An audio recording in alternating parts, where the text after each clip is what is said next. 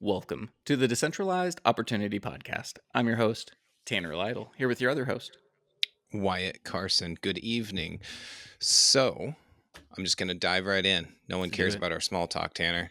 So, we are here tonight with a Nebraska-based serial entrepreneur. He's been doing this since he was 12 years old. I'd like to introduce Devon Seacrest from CodeBuddy. Hi, Devon. Hi, Wyatt. Hi, Tanner. How are you tonight? Doing Super great. excited. Super excited to have you join us, man. Good, Mhm. likewise. So, Devon, let's give us the elevator pitch of who you are.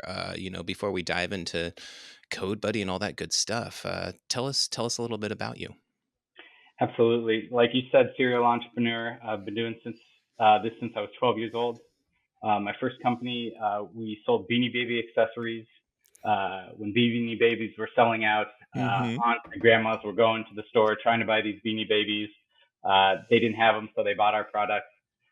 Made thousands of dollars early on. Graduated into several other different businesses. For the past decade or more, I've been solely concentrated in the technology industry. I'm on my third technology startup right now. Also taught entrepreneurship at the university level, Nebraska Wesleyan University for several years. Taught entrepreneurship to high schoolers. I've taught entrepreneurship in prison. So I know a little bit about lots of things in the entrepreneurial world and also have practiced it myself. That's awesome. Yeah, That is one of the so big cool. things that we talk about all the what a time, resume. man. Yeah.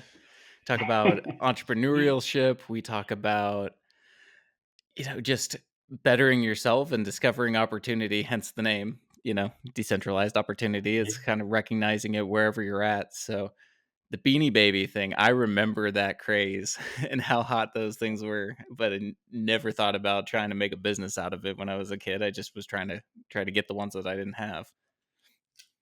Yep, absolutely. I just taken a home economics class. My mom was like a textile and weavings major, and so like we just went at it, and it paid off. I have no idea where the money went, but and it was thousands of dollars. But back then, when I was buying candy bars, that was $1 billion to me. So Heck it, yeah. it gave me the itch, and I never stopped since then. So 12 years old at the height of Beanie Babies. What year was that? Like 94? Oh gosh, yeah. 95-ish? I'm 39 now, so Oh, I yeah, can't do reverse math at this late at night. Come on. late 90s. There you go. Fair enough. Fair enough. Okay, so you started out in Beanie Babies at 12. That's cool. And you started with your mom. I think that's fantastic. And is that what kind of lit your entrepreneurial that fire? Yeah, I don't know why that word sucks so much. Yeah, my folks have both owned their own businesses, same as my grandpa. There's kind of always been that type of blood in our family, uh, just kind of the itch to do something new, to add value, to be progressive, to innovate. Yeah, that's awesome. So jumping into the tech space, you have a new venture now, which is how called CodeBuddy. Super interested in hearing like what do you do and what problem do you solve with CodeBuddy? Yeah, absolutely. So I'll give you a little bit of the story, how it got started. We were working on a completely different concept. This is how entrepreneurship works in garage spaces. I'm actually sitting in my garage right now, but the concept was an Airbnb for garage spaces, being able to lease out your garage for storage during the pandemic, being able to have stay-at-home workers, use their garages for assembly, area for, e-commerce companies, Ace Hardwares. They needed grills put together, they needed certain things put together, and then they needed them shipped for like last mile stuff. And it validated, really well. We went out to all these companies, all these e-commerce companies, all these large shipping manufacturing companies, and they were all like, that's a great concept. But hey, you guys are all developers. Do you guys know any developers that want to come work for us? Or, do you guys want to maybe come work for us someday? And we just saw, while we were validating a completely different concept, this need for additional technical talent in the United States. And not only that, but technical speed, or we call it developer velocity, which is everyone is now a tech company. I don't care if you're selling shoes, today. You're now selling shoes through some sort of software or technology. And unfortunately, we haven't kept up in the United States like countries across the world have kept up in those, STEM, students and, people getting into computer science. So you see this huge demand. There's, I think, a 32% a year increase in demand for software developers, but yet there was actually a slight decrease in the amount of people that came out of computer science schools during the pandemic because the government shut off all the foreign visas for computers, for foreign nationals to come study computer science. So we were like, hey, we're developers. Why don't we play in our own backyard? Why don't we try to do something in the development space? And our first stab at it was super embarrassing. It was like this early on chat GPT, like 2 years before, AI has always been around for quite a while in the development space, but like, it got really good in the past couple years. And it was like this chat bot that like helped you like find all your stuff, answer questions, all this stuff. And developers were like, that's great, but I'm just going to go Google it. I've got all these other tools for doing these things. And so our sweet spot was I had this buddy of mine who called me up, was super stressed out about his job. Like his company wasn't understanding why it was taking him so long to get all this stuff done. And he literally said to me, he's like, I know you've done this task. Can you just show me how you have done it before? And that was our big aha moment. And that's what, created the current concept of CodeBuddy, which is CodeBuddy is helping you create better software 5 times faster. We do so by you simply posting a software task. We work at the task level, not the project level like most dev shops do. You post a software task on our network. We find an expert internationally that's already done that probably 10, 20, 30 times before. They create a working prototype solution and instructions for exactly how to do that software task so that instead of you taking, 10 to 20 hours to do every single task, we can get you down to doing it in under 2 hours, sometimes even, less than an hour for what you're doing. So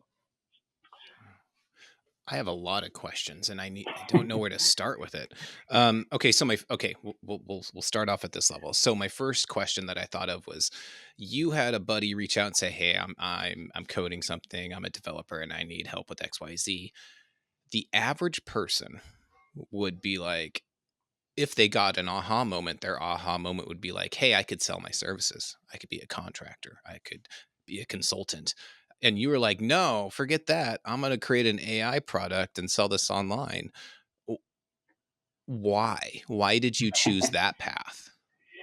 Well, we're already going down the line of creating a software product for helping developers out. And it was that chatbot area type, products. And this helped us kind of step back and rethink the way that we're going about it and what developers really need. Because in the developer space, AI has been around for, several years. You've had GitHub, Copilot doing IntelliSense, all these sorts of things for many years now. And even now with ChatGPT, developers have been using that for, a year or so now. And you're looking at the studies, and it's still taking developers almost about the same time to do these development tasks. And the thing is that AI is just generating, so much more code out there, many more things to be maintained, and it's still a guidance tool. It's not something where it's going to actually show you exactly how to do the task without any, bugs or, glitches still in the system. So when it comes to CodeBuddy, you're specifically targeting developers who are looking for some assistance within a task, not necessarily like an organization looking to like try to solve a specific problem, or how does that all work for you? Yeah, our current model works with developers. So, we go to companies that already have some sort of software engineers at their company. We work with them. We almost augment them so that they can, that company can keep their team smaller, but help them, each developer, almost be supercharged so they can work on, 5 times more tasks within a given sprint. that they're working on. We have introduced a new service, or we are introducing a new service coming up this new quarter, where if you don't have developers on your system, we do the same thing where we find an expert to solve your software task, but then we host the solution. And then for you to implement that solution, all it is a single line of code.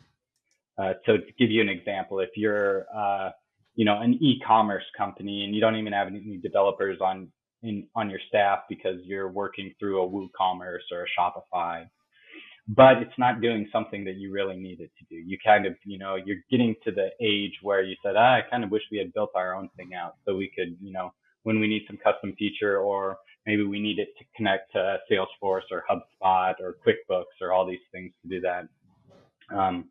So they can hire us. We build out those kind of, integrations or add-ons or feature sets or, database dashboards, tracking tools, whatever that is. And then we make it super easy for them to access them. So it's just, they go, put a single line of code into their Shopify, page or HubSpot page, or maybe it all just is running in the background automatically. So your target demographic are people who are already familiar with code, but maybe want to become more efficient, maybe do things quicker, like you said, get more done per sprint.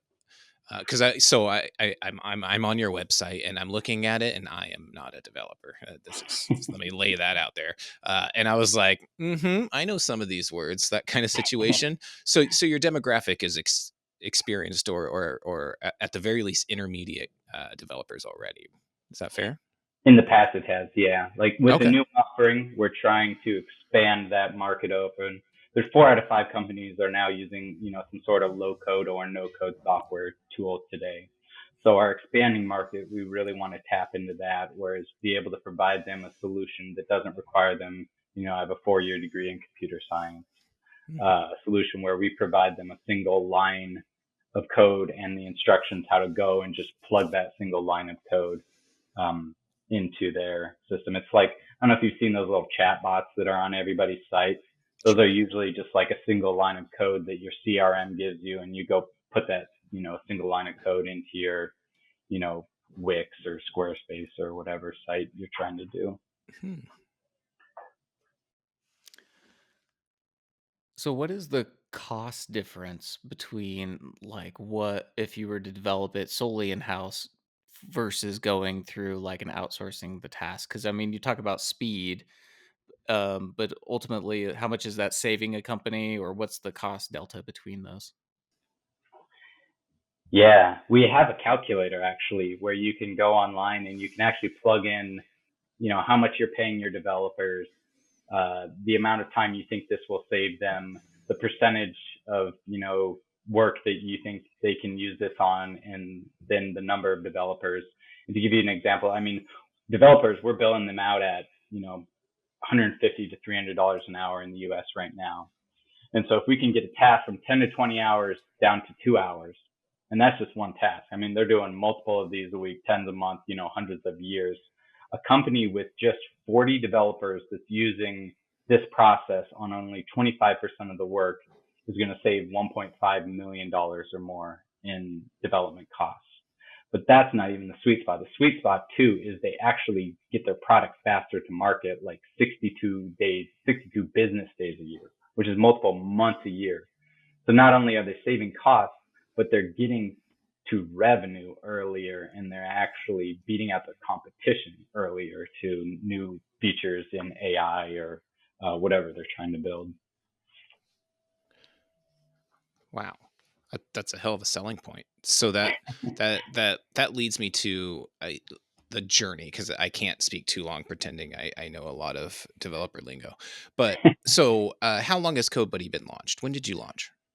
We launched 3 years ago. We spent the first couple years moonlighting the company, where we all had 9 to 5 jobs. After work, we would connect, stay up late at night, and then do it on the weekends too as well. We were lucky that we were a founding team of all technical folks, all developers. So we were able to build it out. Even by the time, we kind of really started selling, we had a full product that we could actually go and sell to, which most companies don't. We work with a lot of companies where you're non-technical founders, you're having to spend a huge amount of money just to get your product up and built, and by the time that then you have to sell it, and by that you're already out of your runway. So Mm-hmm. In starting the company, what kind of challenges were you really facing, like trying to actually get it up and running, ramping up into getting it to be a real live thing that people can use? yeah, the biggest challenge is just making sure you're building something that people want. We took a lot of stabs at it, and a lot of them failed. A lot of them were, oh, we think this is a great idea, and then as soon as we throw it against the wall, it's garbage. Do you have any examples you could share of what wasn't working? uh, so many. I mean, like I said, the first stab we really took at it was this chatbot um, that people were going after. But what really helped us get over that is my another fellow CEO by the name of Tom Gill, a company, very successful company called Live By, several years back, introduced me to this concept of monthly usability testing, where each month we take our software and we take 3 to 5 users and we just let them try to break it and tell us how much it sucks. You know, Entrepreneurs are always looking for people to give like positive advice on like, does the user love what they're doing, and all that is just complete garbage. The only advice I ever trust out there is the things that people hate and they've done in the past. And so we sit 3 to 5 people down and we run them through it. We let them fail. We don't help them out when they fail. And we literally just ask like, what did you hate about this? And just give them permission to like beat us up. And that is the most valuable kind of thing early on that's really gotten us to where we are now.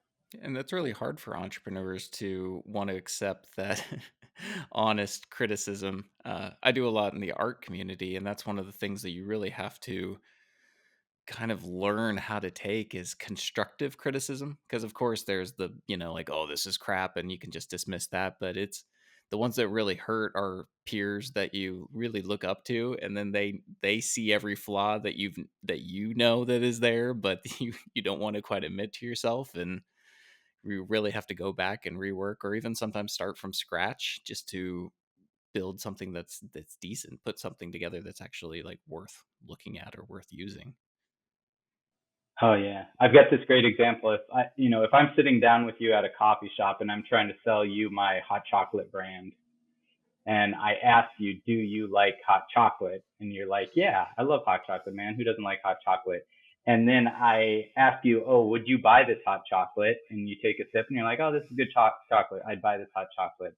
And then we finish our meeting and you go up to the counter and you order a coffee. And I'm like, what the hell, Tanner, man? I just asked you if you love hot chocolate and if you like hot chocolate, and you go and buy a coffee and you're like, well, yeah, I like coffee more. And so if I would have rephrased that whole conversation with you and I would have said, hey, Tanner, do you hate hot chocolate? And you're like, no, I don't hate chocolate. And I said, hey, Tanner, last 10 times you've gone up to that counter, what have you bought? And you said, well, 9 out of the 10 times I've gotten coffee, and out of the 10 times I've gotten hot chocolate. What I got from you was completely different information and much more accurate information on what your future behavior is. As humans, we're horrible at predicting what we're actually going to purchase and do and buy in the future. That we really have to rely on as entrepreneurs what people absolutely hate and what they've done in the past, and pivot from there. Yeah, I love that. And plus, you going back to the honest feedback part, it's like you need to compare it to other hot chocolates, and you can't get all hurt Yeah. if all of a sudden they're like, yeah, I really like this one, and that's the competitor one that's maybe the dollar store special or something, and you're just like, man, why can't I beat the cheap thing? Yep. So 3 years in, You mentioned, you and your team were moonlighting this business to get it up and going, but 3 years in, are all of you 100% into CodeBuddy right now? Is this a full-time gig now? We do. We have a full-time team of 5 now, and then we've got thousands of supporting developers internationally that um, that help us provide as experts for our company. How do you build a network of thousands of developers? Yeah. Um, Word of mouth. Originally early on, we plugged into a lot of the existing freelancer communities. So there's a ton of them out there. A lot of them have APIs. They've got forums out there. They've got all sorts of different sites where these people are posting, answering development questions, helping out, doing small freelance type work. We've connected through like large dev shops internationally that have lots of developers that have extra capacity to work to as well. So How do you go about vetting those people? One of the questions that I would have if I'm buying your service is how do I know that the code that I'm getting from you is good? Not filled with yeah, bugs and maybe going to cause me some tech debt later on that's going to be more painful than anything else. Like what's your process of making sure that the product that the customer gets is actually like top level? it's the same as when you hail an Uber driver. So it's all on rating systems. So we only work with developers and experts that have already gotten 5-star reviews from people that have done jobs either at past freelancer jobs, past dev shop jobs. They've answered Stack Overflow questions successfully and all that rating system. Uh, so it's just a beautiful and simple way of just saying, hey, these people have proven themselves over and over again of not being just like you know uh, some crazy person that's just suggesting ideas, but actually knows what they're talking about. So I have my next question for how this service works is, once again, from the outside looking in and having zero basis of understanding. Um, how is your customer retention? And the reason I ask that is it looks so. I'm once again I'm exploring your website, and I'm trying to put my developer hat on, which doesn't exist. But I'm saying, okay, I have a problem. I go to CodeBuddy, they solve my problem. How do you encourage that customer retention to your service? To keep coming back. Yeah. It job security is that they just have problems over and over and over again. I mean, it's in the development world, so they're constantly, coming up with new challenges. Some customers we work with, very, regularly, and some, we'll do a big project and we won't hear back, for another month. It depends, how they use us. Some use us in the more regular style where they're just using us to help augment their developers. Mm. Some just use us for those like very challenging, difficult tasks that they don't have a domain knowledge expert in their staff to do. Cybersecurity, DevOps, some weird library or SDK, which is like a standard development toolkit for what they're trying to do. So it's all based on off their use case, and you're spot on. I mean, while I may not be a developer, I work with a ton of developers, and all I know is there's always issues, right? Oh yeah, yeah. We've been at companies where, projects you're a year or so in, and they're millions of dollars over budget, and they're way behind time too as well. So it's a big problem both for the small companies and for the big companies too that have unlimited resources to throw at the problem. There's a thing in development, we call it the mythical man month, where if once your team gets to a certain size, it actually adds decreasing efficiencies because there's too many people working on the same thing. I think like Bezos or something came up with this 2 pizza rule, which is once your team is larger than can share, 2 pizzas or something, then you really might as well not have an additional person on the team because they're actually adding decreasing, efficiencies and costs to the project that you're working on. What did you call that? The The first term is Mythical Man Month. Mythical Man Month? Yeah, so this is a That's software amazing. that if you talk Okay. to a developer, they'll know. Which is just the concept behind it is that the Mythical Man Month, thinking that if you just add another person to the job, it's going to get done sooner. Uh, Hmm. it actually goes off the. They've got a great quote in it, which is uh, you can what is it? You can take a woman and have one baby in 9 months, but you can't take 9 women and have a baby in 1 month. You know what I'm Yeah. saying? So some Hmm. things just take time, and software just takes time, and just throwing more bodies at the solution doesn't fix it. You need more creative solutions. One of them being CodeBuddy, another one being AI, ChatGPT. We recommend everybody use those type of tools, having strong mentors. We're starting to put out these kind of email series around how do we help companies, do better software faster. I am totally going to throw that phrase out my next Scrum meeting I'm in, and I'm going to get so much cred. So thank you. Good. You touched on AI as a tool too, and you've been doing this for long, kind of seeing the growth and iteration of it. I'm curious from your perspective, where are you seeing AI's usage heading, and how much leverage is it going to give each developer, especially someone who's like a already I know a term is like a 10x developer compared to one. Yeah. How is it going to affect the modern development teams kind of moving forward? Do you have kind of a prediction in there in the next year, 5 years, or something like that? I'll give you a prediction. Like I said, though, we humans are very bad at predicting what's going to happen. But we've been using AI tools. 2 companies ago, we were doing AI, with our tool. So we're talking, 7, 8, 9 years ago. So this stuff's been around for quite a while. It's very valuable in the technical world, just like it's very valuable in like the legal world, because just like lawyers read a lot of documents, which are very, it's all about formatting and structure and language. Technology is the same. It's all about, structuring text and language and code, which AI has become very good at doing. So it's very powerful at saying, I'm stuck. I need help doing this. Or, hey, can you remind me, in a certain language, how I do this certain type of process?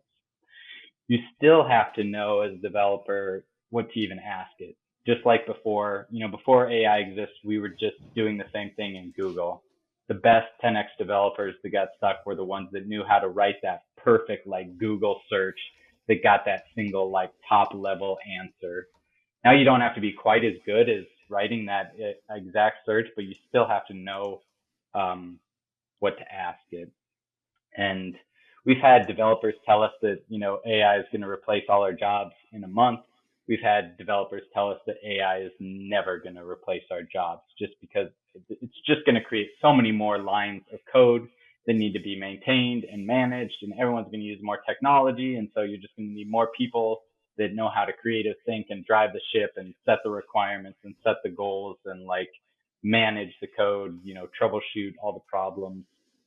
Uh, so yeah, where it's going, I don't know, but it's not going away. I mean, it's like the internet. You'd be stupid not to, be on it and start using it for what you're doing as a developer.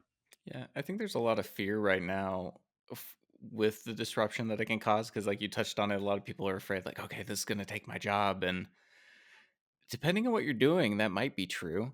We've talked about on this podcast as well, where there's a lot of things that, heck, a Xerox machine replaced jobs and all throughout, every level of technology throughout the years has replaced someone's role.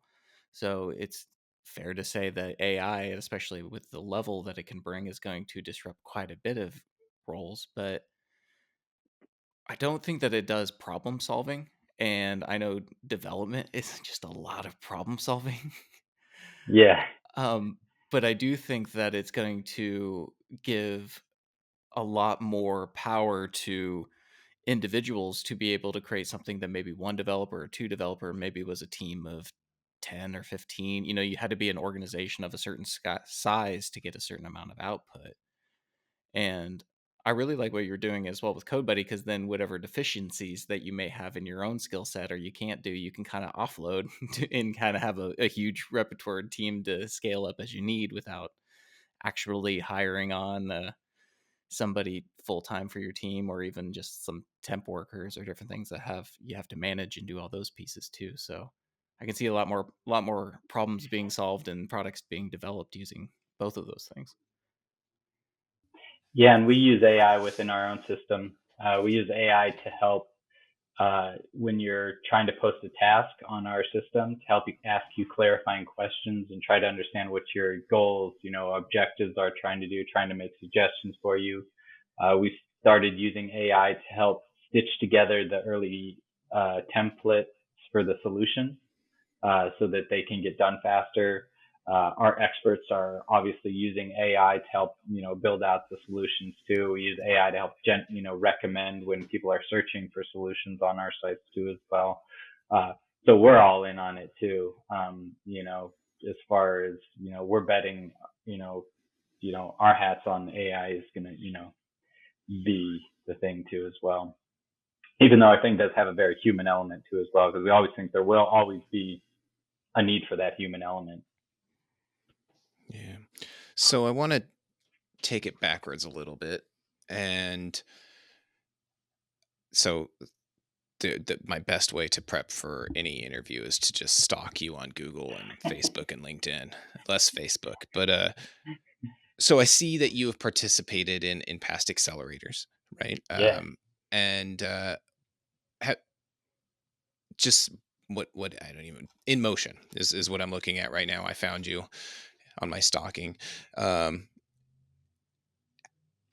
Is that the only accelerator you've done, or what other sort of accelerator growth programs have you participated in? That is the only true accelerator I've done. And I didn't do it on my first two companies. And I'm kind of kicking myself for not doing it originally, because the amount of, connections to, mentors, customers, investors that they like set up for us and teed up for us was truly like an incredible value add to our company. And we couldn't have done that on our own. Me going down and hunting all these people would have taken so much time that I probably could have connected with maybe 20-25% of them. I have done some other similar. I was accepted in 2016 with previous company to an entrepreneurial network called Pipeline Entrepreneurs. I've been involved with, like I said, CEO founders groups, university systems, helping with high school, all sorts of different things. So I found other ways that to learn, in some of those things that accelerators commonly teach. But man, the way that Nmotion and Generator did that accelerator and the way that they connected us to people, and I'm not sure if all accelerators do it that way, but I wouldn't trade it for the world. I'd highly recommend every, individual that's going through a startup to get involved. Yeah, a lot of entrepreneurs discount community. They think of the trope of the entrepreneur, like, let's take the Apple, Steve Jobs, Steve Wozniak. Oh, they're just in their base or in their parents' garage building this thing. When in reality, well, it was all because of the user group that they had done, so they would go and show it to the community and get a lot of excitement and pieces like that. But again, you just think of it as like, oh no, I got to build, and you never really kind of start networking and meeting people and doing those things. You discount those pieces because you're so focused inwardly on your product that you're not actually focused outwardly on who is going to be using the product, or Yeah. who is also building products and going through probably the same problems you're going through now, and they went through them before and solved them and can probably help you and get you through faster. So yeah, I started early. I got very lucky where we started our first company through a business plan competition, actually, and that got us connected with people who understood those things, investors, and in the community, and they could introduce you in all those other aspects and find those help. And we've had some success there, compared to some other ventures that I did where I really didn't leave my basement, literally, and it went absolutely nowhere. So yeah, it's so true to Yeah. get in front of people and do stuff. Find your tribe, I guess. Yeah. I was talking to an investor, a local investor that's invested in hundreds and hundreds of startups. They're like, one of the biggest investors, and they tracked all the data around like, what were these startups doing? What made them successful? And they could not find any good patterns. And what they realized, it is like impossible to predict a good company because you've got someone that, has, who knows what they've got, but if they meet the right person, that gets them into the door to this company or, this, investment, group or whatever it is. And it's truly a lot of those relationships that really, make these deals happen. So, or they find the right, co-founder, development partner, or what it is. So, yeah, I always encourage students or whoever, it's like get out there as much as you can.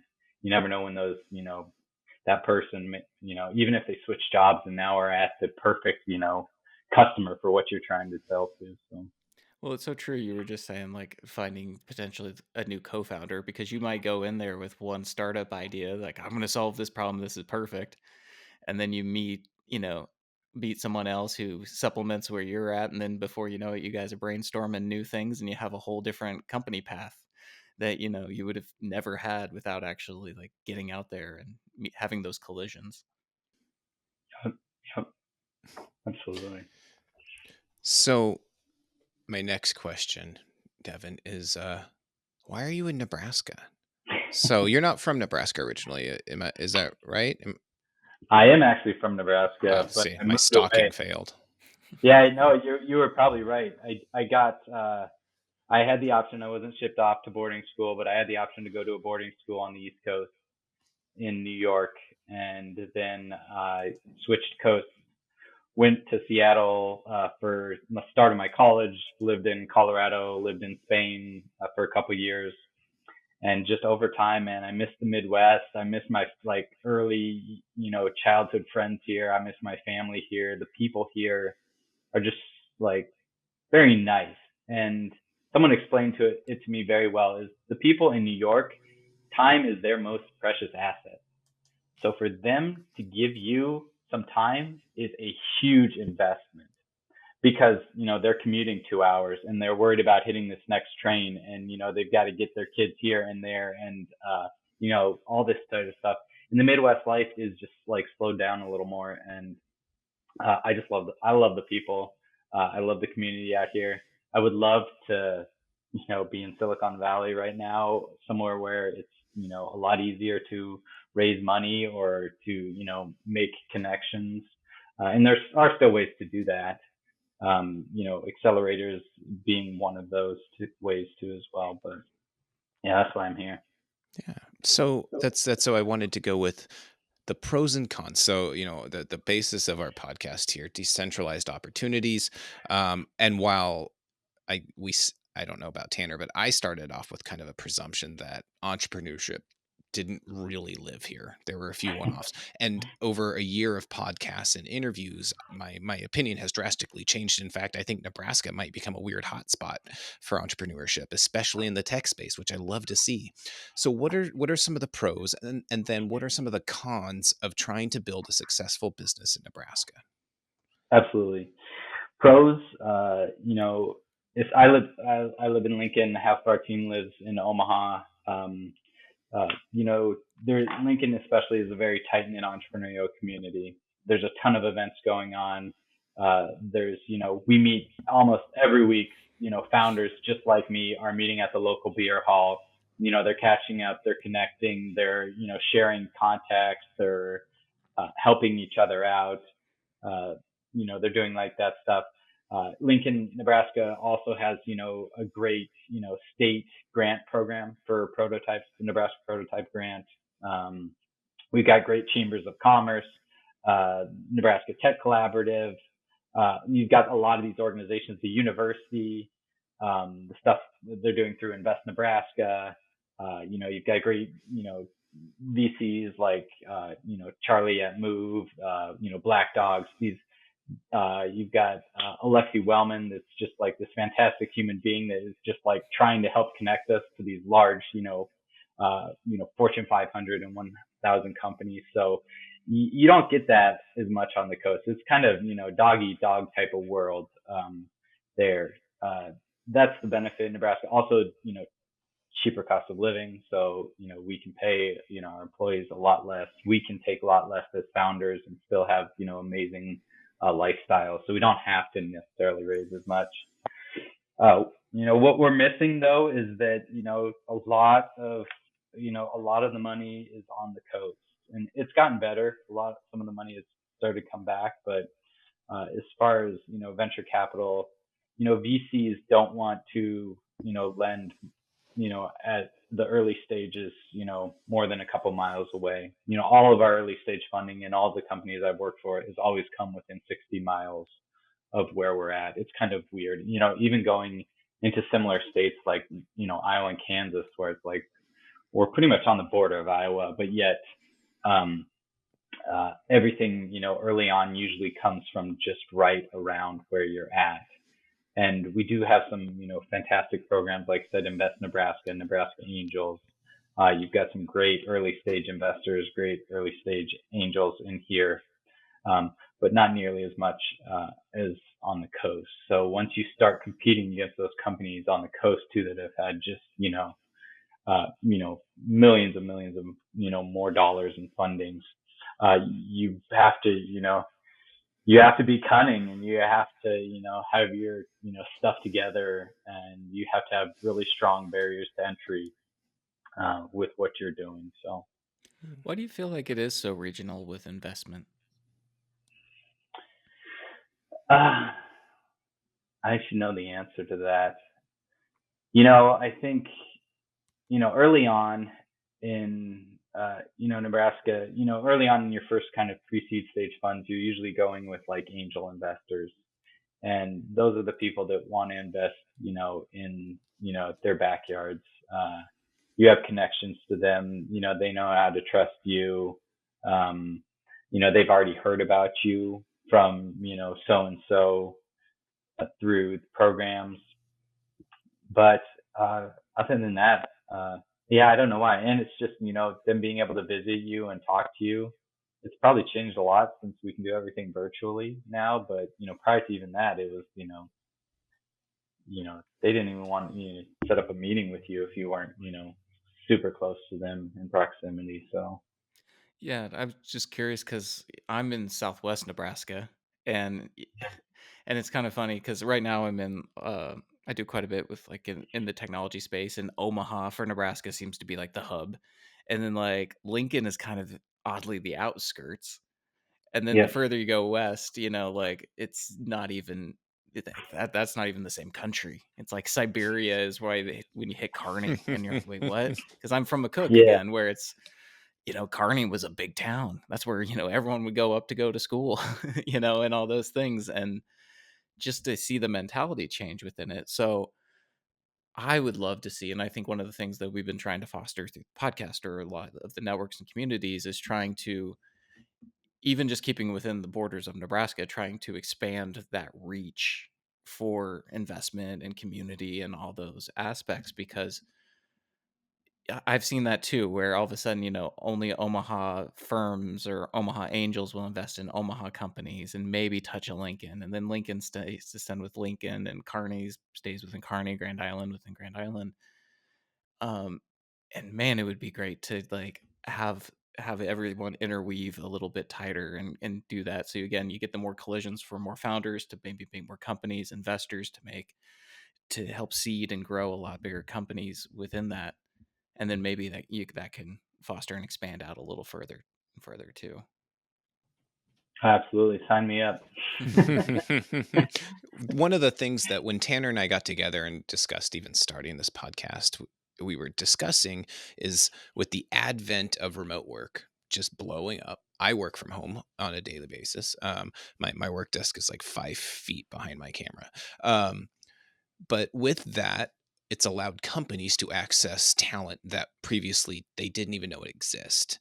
And that's been one of the challenges learning about, venture capital and that sort of thing is while existing companies and corporations understand that they can now get talent literally globally, um, it leaves some of those entrepreneurial, oh, I nailed it that time.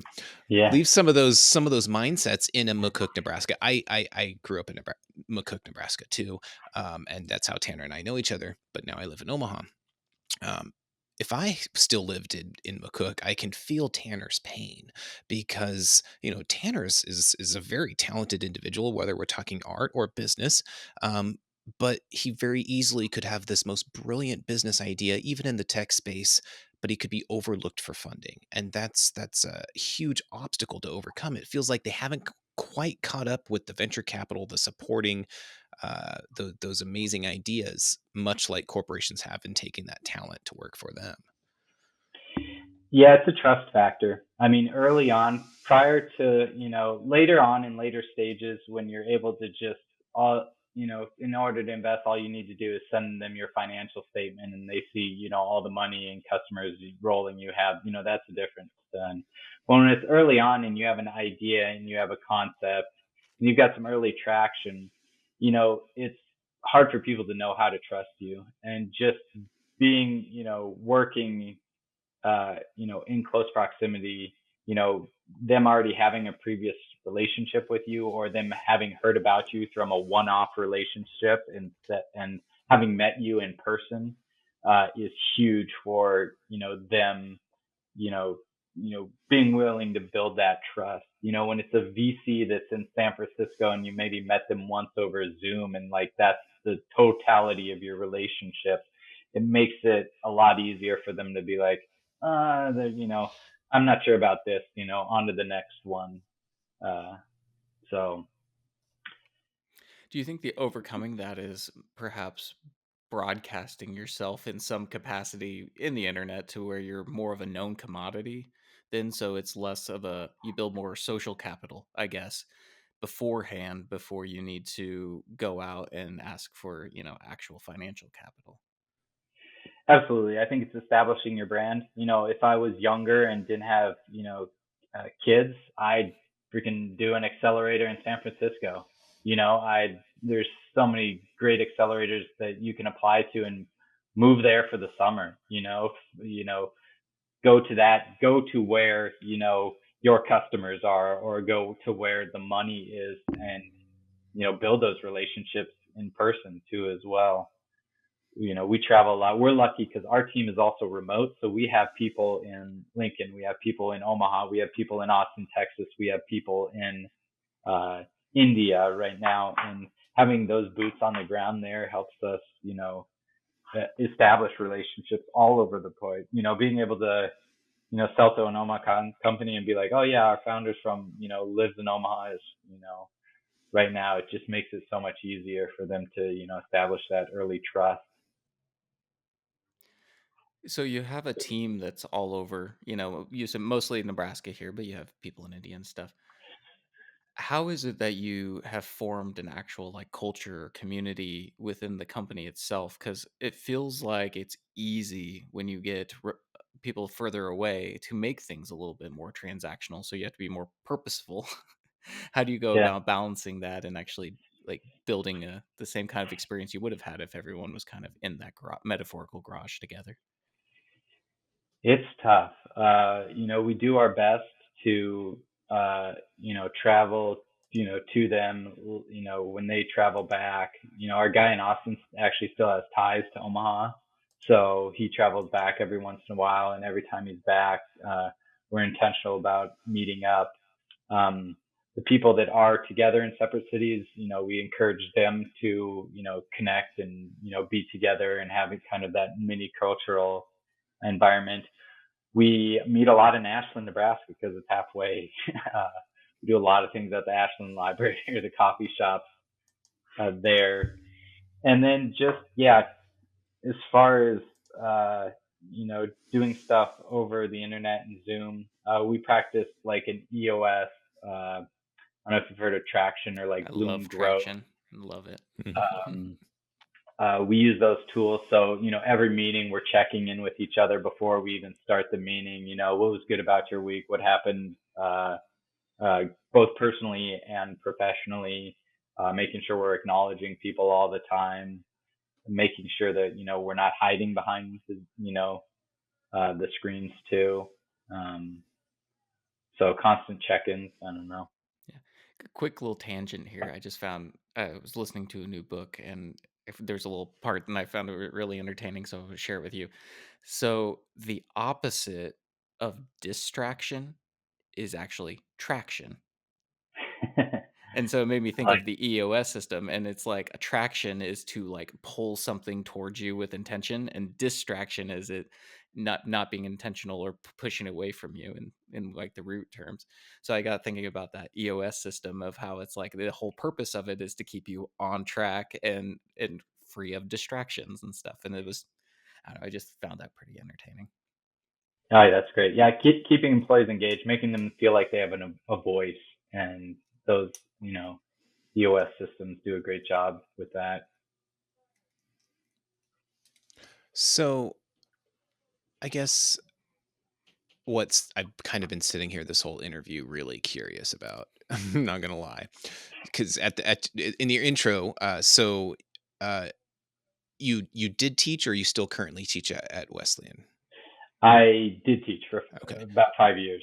wonderful. Which is a very well respected college institution. That's fantastic. You taught entrepreneurship, but I want to talk about teaching at prison. And it's interesting for anyone, but B, I used to work in a prison. Ah, So I'm fascinated. How did that come about? And what is that like? yeah. So one of my Nebraska Angels investors um, dragged me to prison one day. He said, "There's this great program nowadays. It's called Rise Nebraska, where they bring mentors in, CEOs, business executives into the system, and they work with builders. We call them builders. We try not to use dehumanizing terms, such as, inmates or prisoners. Builders, individuals that are going through this program through Rise, where they're learning how to be entrepreneurs, so that just to increase the confidence in themselves, and then when they are released, uh, that they have the skills to be able to possibly start their own business. And maybe it's not like a multi-billion-dollar tech business. Maybe it's I want to start a painting business or a lawn care business, or it can be any such thing. So we go in, we get to connect with them all day long. It is one of the most like emotional experiences ever.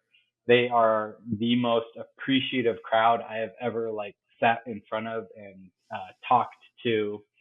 So excited that there's someone outside there that like really cares about them and that is willing to go inside there, spend time with them. They have business ideas. We do a pitch contest. There's a graduation. We give them advice. It's an incredible experience. I think just Google Rise Nebraska. Yeah. There's programs like this in other states too as well.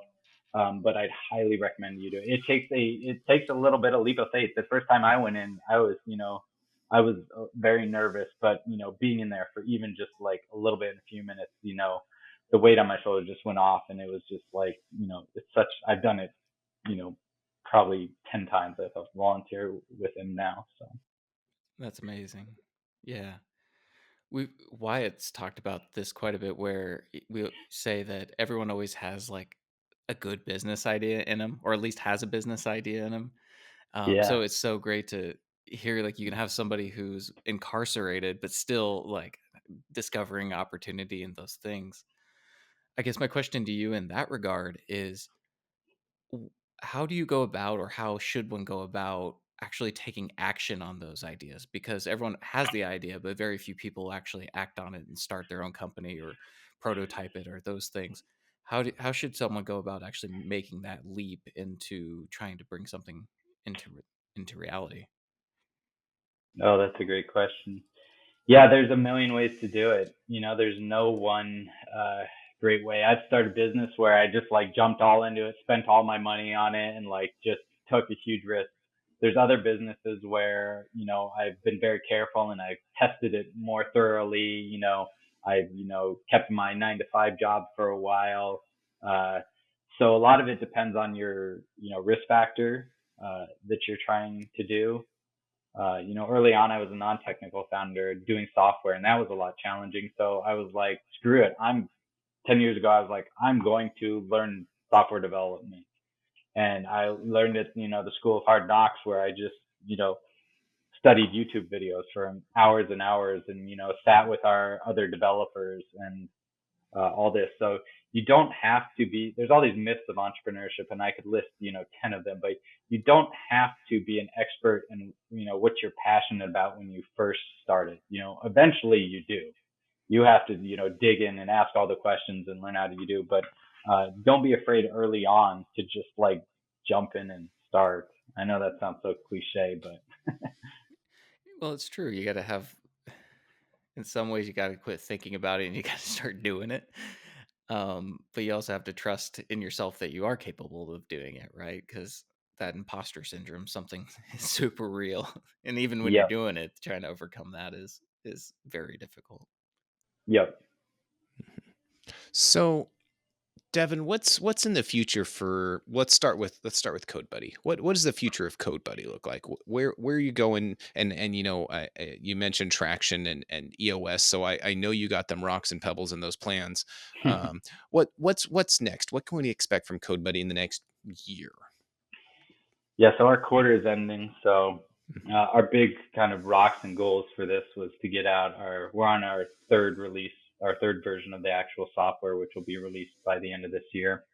And as traction and, predicting, I can't like say what next year is going to bring, but we've got a couple things on our mind, and I'll share what some of those are. The first one, doing more AI integration. So figuring out a way that we can build a larger percent of the solution that we're providing to our customers using AI, stitching together different, languages and libraries and frameworks and databases for what we're doing. We use all our data in the system to train AI to as well, so that we can help teach, the AI models how to, build certain solutions based off of past solutions we're doing. The other one is digging deeper into what we call the low code, no code solutions. So like I talked about earlier, companies that don't have software engineers, they went with a pre-existing low code, no code solution, like, a Shopify, a WooCommerce, a website builder, some sort of, CRM type tool, and being able to provide those solutions for customers. And then we've got this like small, like little, chip on our shoulder that we want to help those people become technical people too as well. We don't want to just let them, be satisfied with, oh, okay, I can just, put this little thing. We want to slowly like incentivize them, because it's the new literacy, it's like the new, like back in the day, there was like reading and all that stuff. And like, it's the new, like, besides English language, there's, C# and there's Python and there's JavaScript and there's all these, tools are going to be the future. Wonderful. And then, so my follow-up question to that is, what's in the future for Devin? So you since from Beanie Babies to Yeah. AI codes, like what's next for Devin?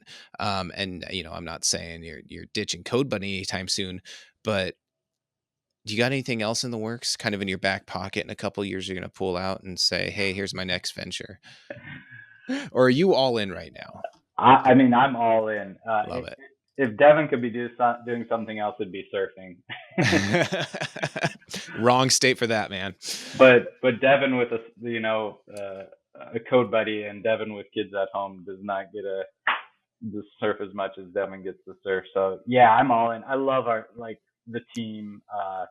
My co-founder Hunter is incredible. We just meshed together so long. So like we're all in 100% on this, and we're either going to do it forever, or if we sell this, then we're going to be like, all right, what's next? We're hungry. Like you see these eyes. Mm-hmm. So on to the next bigger, better innovation. So Fantastic. Awesome. Well, thank you so much for joining us, Devin.